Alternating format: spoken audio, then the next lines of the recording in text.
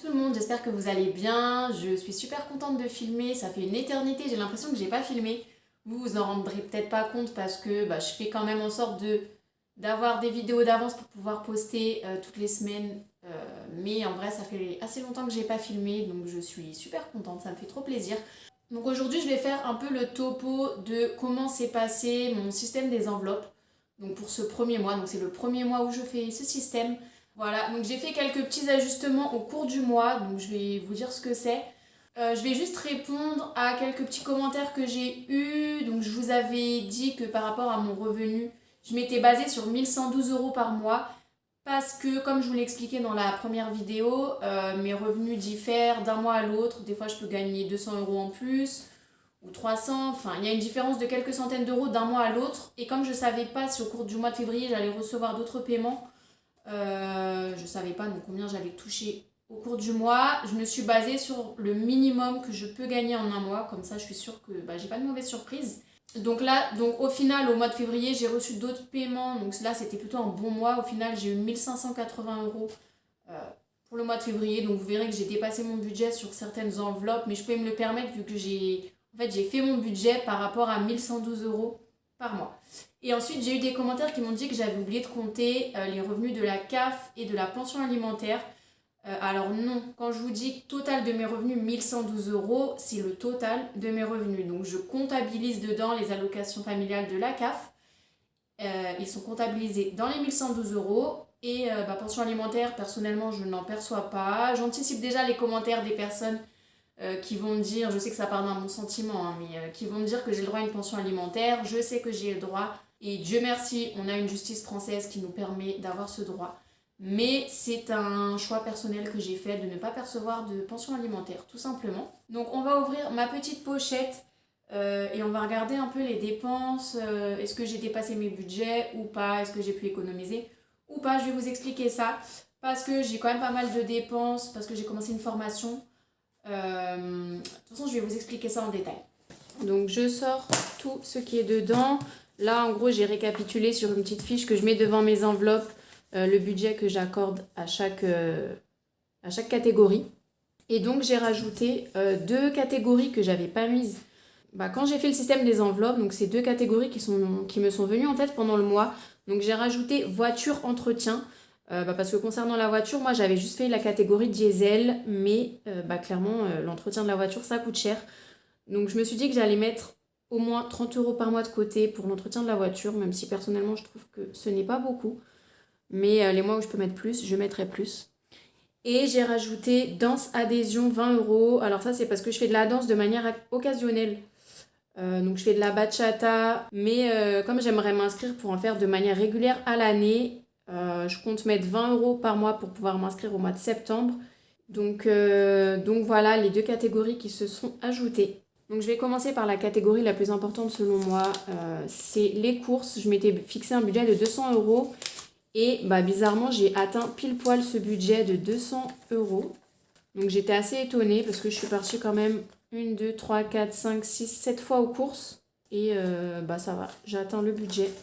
Donc comme je vous l'avais expliqué, en fait j'utilise pas forcément des billets dans chaque enveloppe. Parce qu'il y a des catégories où je trouve ça plus facile de payer en carte, comme diesel par exemple. Et donc j'ai fait des fiches dans chaque enveloppe où je note toutes les sorties ou les entrées d'argent. Donc là, santé 80 €, j'en ai eu pour un total de 81 € de dépenses en frais de santé. Bon après la santé, clairement, même si on dépasse le budget, il faut le faire, quoi. C'est hyper important. Ensuite, les sorties, j'en ai eu pour un total de 33 €, sachant que de base, je me suis fixé un budget de 20 € par mois. J'ai eu une sortie à 21 € quand j'ai emmené les enfants au Royal Kids pendant les vacances scolaires. Et j'ai fait une sortie pour moi à 12 € pour aller manger des sushis. Alors ça, c'est mon enveloppe danse adhésion annuelle. Alors là, j'ai mis 80 € d'un coup parce que... 20 € par mois jusqu'au mois de septembre, j'aurais pas la somme suffisante, sachant que je m'inscrirai à 2 danses. Et là, comme j'avais une entrée d'argent plus importante que ce à quoi je m'attendais, je me suis dit que j'allais en mettre un peu plus. Diesel, 50 €, pareil. J'ai fait un total de 65 € en diesel. Sport et enfants, donc ça c'est tout ce qui concerne les besoins des enfants, les vêtements ou leur sport, leurs activités extrascolaires. J'ai mis 10 euros. Donc je me suis fixé ça un budget de 10 euros par mois. Ensuite, imprévu, 10 euros. Alors, épargne de précaution, pareil, là je retire pas mon argent de la banque pour le mettre dans mon enveloppe ici. Je trouve ça plus logique de faire juste un virement sur mon livret A. Alors, épargne projet futur. Je viens de me lancer dans un projet justement. J'aurais bien aimé avoir cette enveloppe déjà remplie pour pouvoir payer mon projet. Donc ce projet que je fais actuellement, c'est une formation, mais je vous en reparlerai dans une autre vidéo parce que c'est une formation qui peut intéresser pas mal de monde, je pense. Donc elle coûte quand même pas mal cher, je la paye en plusieurs fois. Donc en fait, la somme que j'aurais mis là-dedans, je la paye en ce moment pour ma formation. Du coup, là, pour les 4 prochains mois, je ne vais rien pouvoir mettre dans cette enveloppe. Quand j'aurai fini de payer ma formation, peut-être que je pourrais commencer à mettre dedans. Je ne sais pas, on verra. On verra comment vont évoluer les finances. Ensuite, mon enveloppe voiture, entretien. Je me suis fixé un budget mensuel de 30 euros, mais je crois que j'ai mis un peu plus, il me semble, non? Ah non, j'ai mis 30 euros. Donc, si je peux mettre un peu plus ce mois-ci, ce serait pas mal, parce que ma voiture, je vous cache pas que je pense qu'il y a beaucoup de choses à faire dessus. Vacances, 20 euros. Maquillage, déco, etc. Je m'étais fixé un budget de 15 euros par mois. Et j'ai dépassé le budget. J'ai dépensé 22,54 euros chez Ikea. Donc j'ai acheté des petites étagères pour la chambre de mes enfants et des rideaux pour ma chambre. Et j'ai acheté des vis, des chevilles, etc. pour fixer les étagères et pour fixer mes futures étagères. Donc voilà. Et cadeau, 10 euros.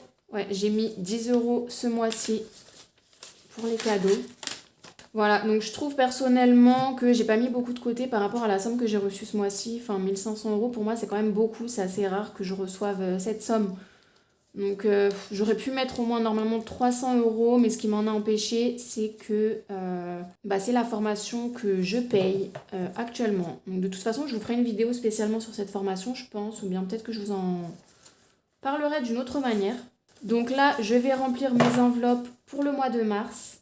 Voilà, donc là, je vais remplir mes petites enveloppes. J'ai retiré de l'argent. Donc, je vais commencer par les enveloppes les plus importantes à remplir. Donc, courses, 200 euros.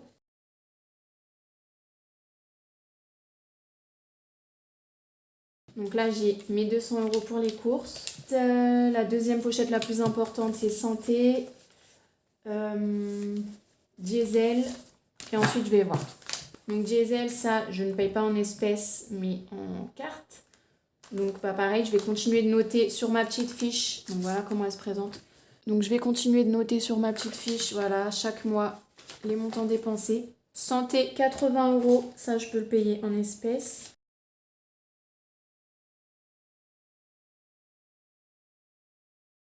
« 20 euros, franchement, j'hésite à le revoir un peu ce budget parce qu'il me paraît très limite. Si je vois que je le dépasse encore le mois prochain, j'augmenterai peut-être à 30 euros. Ensuite, on a quoi? Cadeau, c'est important. Voiture, entretien, c'est important. Les épargnes. Alors, épargne de précaution, je vais rien mettre dedans. Épargne projet futur, je vais faire un virement sur mon livret A. Donc là, je vais faire cadeau. Cadeau, c'est important. Sport, enfant. Voiture, entretien. Ensuite, vacances. Je verrai au cours du mois. Donc, voiture, entretien, je rajoute encore 30 euros. Sport, enfant, je vais rajouter 10 euros. Je trouve que c'est pas beaucoup quand même, 10 euros. Sachant qu'en septembre, il faudra repayer le foot, etc. de mon fils. Donc, cadeau, 10 euros. Je continue, je reste sur ce budget. Pour l'instant, ça me paraît bien, même si je pense qu'il faudra que je l'augmente au bout d'un moment. Je remets tout dans ma petite pochette. Voilà, donc j'ai rempli mes pochettes pour ce mois-ci. Je me suis encore basée sur 1112 euros pour remplir mes pochettes. Après, comment ça s'est passé au cours de ce premier mois d'essai avec ce système? Franchement, ça a été.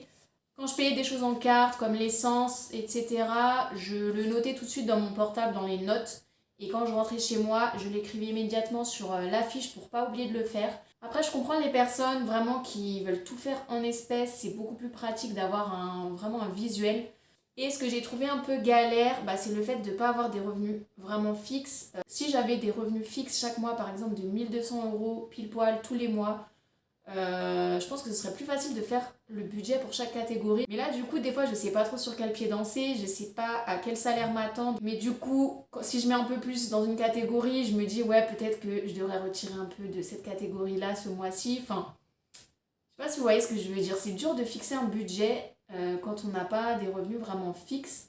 Bon, après, le mieux, bien évidemment, c'est les mois où on reçoit un peu plus, de continuer à vivre, ne pas faire plus de dépenses que les autres mois et mettre de côté au pire dans l'épargne, soit l'épargne de précaution ou autre chose. Et le jour où on a besoin, on peut très bien remettre dans une de nos enveloppes. Donc voilà, je vais continuer encore le système pour l'instant. Je sais pas combien de temps je vais faire ce système. Je sais pas si je vais le garder sur le long terme ou pas. Là, je vais le tester encore au mois de mars. On verra ce que ça donne. Je pense cette fois qu'à chaque fin de semaine, je vais vérifier sur mes petites fiches. Parce que là, en fait, je me contentais de noter quand j'avais les dépenses en carte. Mais je me faisais pas un petit débriefing à chaque fin de semaine. Je pense que je vais faire ça. Ce sera peut-être plus simple pour vraiment avoir un bon suivi. Bon, après, je vous ferai pas des vidéos chaque semaine, hein. Ce sera un petit débriefing pour moi et je vous referai peut-être une vidéo à la fin du mois de mars pour vous dire ce qu'il en est.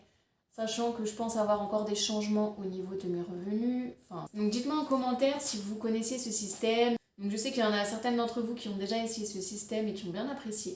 Donc voilà, je suis quand même contente d'essayer ce système, je trouve ça pas mal. J'espère que la vidéo vous aura plu et on se retrouve bientôt. Salut!